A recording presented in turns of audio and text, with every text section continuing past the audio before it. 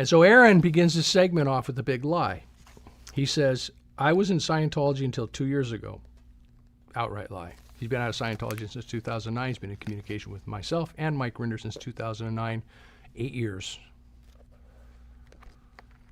Acting as a mole and a spy in a Scientology company because it was paying him very well, and he didn't want to come a cropper with those people. So he pretended like he was a Scientologist, so he continued to profit and get intelligence, which made it important with his idol, Mike Rinder.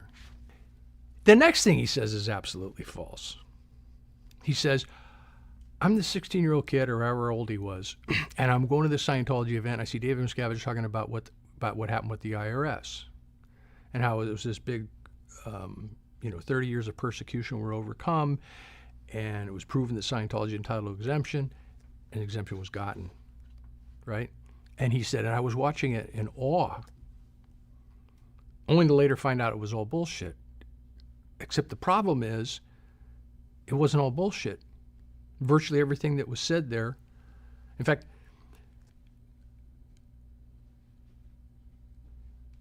the entire thing was backed up by documents, okay? Virtually everything that was said there was true, okay? Like David Miscavige or not, like Scientology or not, what Aaron Levin Smith saw at that thing that he said were the false representations that then lured him in and made this whole thing fraudulent to him weren't false in the first place. They were true. So there's no story. If that's wrong, there's no story. And I'm telling you, it's wrong. So he wasn't lured in through false representations.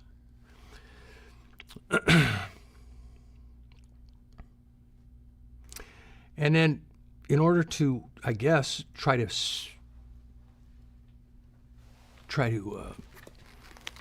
validate that they were false, they throw this chyron up, all in caps. The church owed the IRS more than $1 billion in taxes. End of quote. Well, Mike Rinder knows that's a lie. But Mike Rinder is just a bag of delusion now, so he doesn't even register with him. It's a good line. The fact of the matter is we do know, is that Mike is laying these down, and I do know from firsthand knowledge that he does have knowledge that these are false premises. And we also know that he's been doing nothing other than for 8 years being paid to act as an authority to manufacture such negativity about Scientology. That's what he got paid for. That's what Levin Smith paid him for. That's what Mike Bennett paid him for. That's what Omblad paid him for. That's what Argel paid him for. That's what the Garcias paid him for, $175 an hour. And that's what Leah's paying him for. So, the emotional pleas, the false datums of Rinder and the emotional pleas by Leah get so thick that you lose sight of some of the import of some of the things that Levin Smith is saying. The whole thing's about how he was disconnected from his brother. Yet, if you listen to what he actually says, his brother disconnected from him. His brother got into the anti-Scientology environment and told Aaron and his mother, who were in Scientology, I don't want to ever hear from you guys again. He disconnected from them. But you would never know that, or you would never get that impression because of all the pile-on by Rinder and Remini.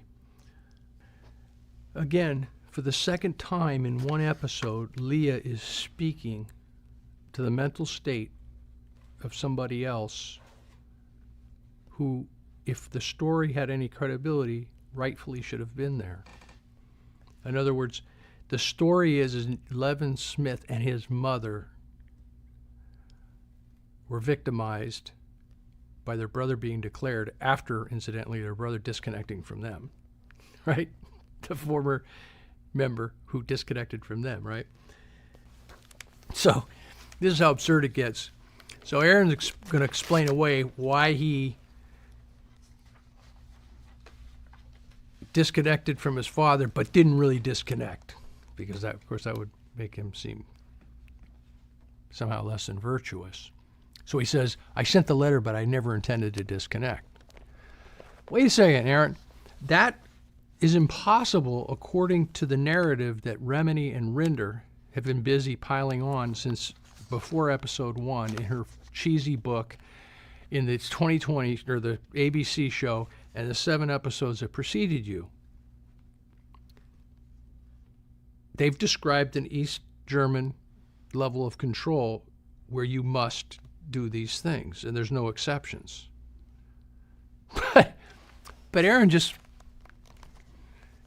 so that he can continue to be painted as one of the good guys,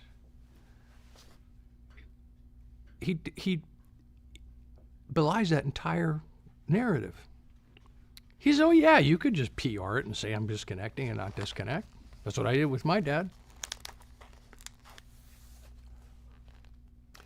Which really comes down to the whole point I'm making, or I tried to make unsuccessfully in ASC circles, was as much as you want to paint it this way, as much as you guys want to adopt these convenient narratives, as much as you want to marginalize and identify and then marginalize people and create these black and white, no exception sort of pictures of the world, just like any other controversy with Scientology, it ain't that simple, okay? There's exceptions to every rule, okay? There's nuances in every situation. You're not invited to examine those. The last people on earth who are going to ferret those out are Rinder and Remini, because they don't want to. They want it to be this black and white world. And so when Levin Smith makes a bloop that, ain't that closely monitored, and if I don't wish to do something, I don't have to do it. It just goes right by you. And it just, because the pile-on is so heavy that, by this part in the series, you've just lost all cognitive sensibilities. It's all this insensible appeal to emotion. They're bad. Everything's black and white. There's no exceptions. And this is a creation. This is a creation of Remini and Rinder. They have created that through this series. And that's why I say, here we are on the second to the last episode, I think, and virtually none of these stories, absent that backdrop, absent that conditioning, absent that brainwashing, none of these rise to the level of being a story that anybody would have any interest in hearing.